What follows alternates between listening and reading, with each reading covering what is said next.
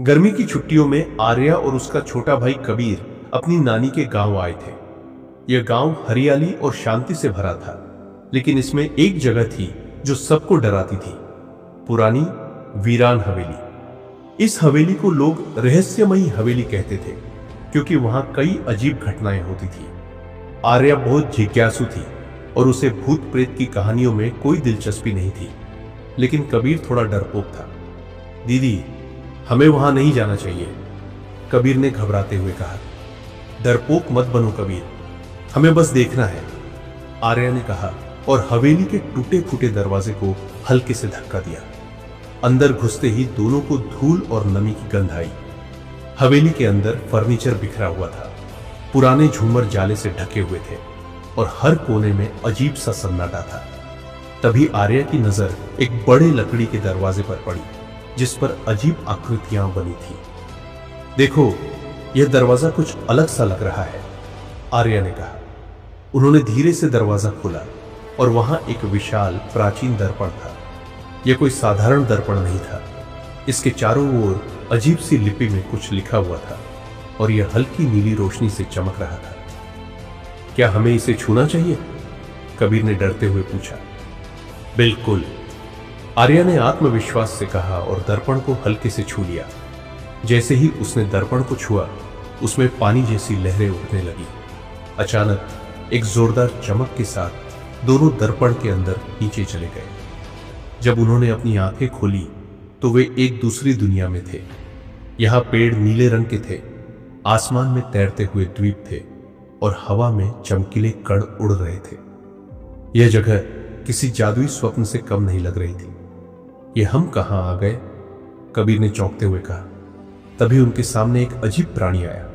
वह आधा इंसान और आधा चील जैसा दिखता था।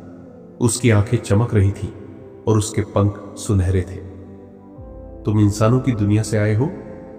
उसने गंभीर आवाज में पूछा। हां, लेकिन हम यहां कैसे आए? आर्या ने घबराते हुए पूछा। तुम्हें इस जादुई दर्पण ने बुलाया है, प्राणी ने कहा। मेरा नाम वायुन है। यह स्थान अस्मारा है और यहां का संतुलन बिगड़ रहा है। कोई जादुई शक्ति इसे नष्ट करना चाहती है। वायुन ने उन्हें बताया कि यह दर्पण कलायन नामक एक जादुई वस्तु से जुड़ा हुआ है, जो अस्मारा की शक्ति का स्रोत है।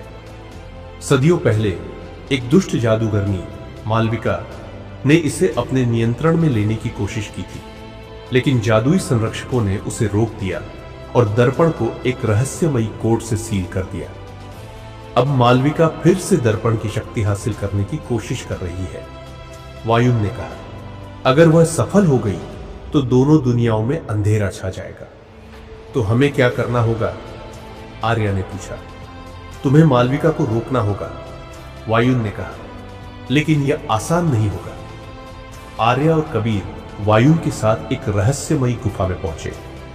चैनल को सब्सक्राइब करो पहले। हाँ, जल्दी करो। मुझे पता है कि आप लोग नहीं करते, वीडियो देखते हो लेकिन सब्सक्राइब नहीं करते। ये लाल कलर का बटन नहीं, इसे दबाओ, जल्दी दबाओ, जल्दी दबाओ, फिर मैं शुरू करूँ। दबा दो जल्दी। दबा दिया? घंटी भी दबा देना, ठीक है।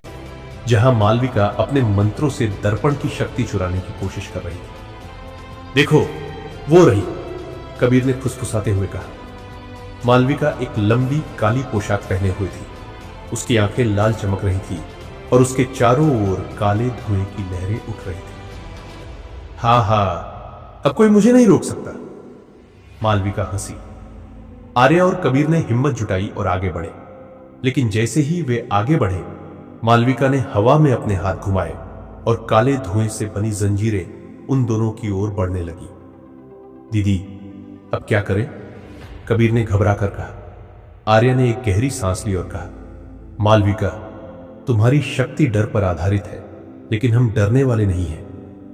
जैसे ही उसने यह कहा, दर्पण में एक तेज रोशनी चमकी और मालविका चीख पड़ी। नहीं, यह संभव नहीं। मालविका चिल्लाई और उसके शरीर से काले धुएं निकलने लगे। देखते ही देखते वह धुएं में बदलकर गायब हो गई। सब कुछ शांत हो गया। वायुन ने मुस्कुराकर कहा, तुमने अपनी हिम्मत से इस दुनिया को बचा लिया, अब तुम्हें वापस जाना चाहिए।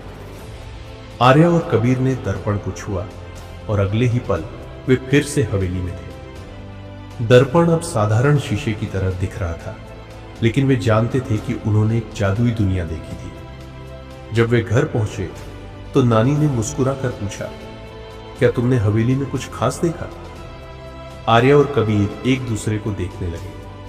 शायद नानी को इस रहस्य के बारे में पहले से ही सब पता था। अगले एपिसोड में क्या होगा? क्या आर्या और कबीर फिर से उस जादुई दुनिया में लौटेंगे? क्या दुष्ट मालविका सच में खत्म हो चुकी है या वह फिर से लौटेगी? जानने के लिए अगले एपिसोड का इंतजार करें। अगर आपको यह कहानी पसंद आई तो वीडियो को लाइक करें, कमेंट करें कि आपको सबसे ज्यादा रोमांचक क्या लगा और सब्सक्राइब करें ताकि आप अगले रोमांचक एपिसोड को मिस न करें। मिलते हैं अगले एपिसोड में। धन्यवाद।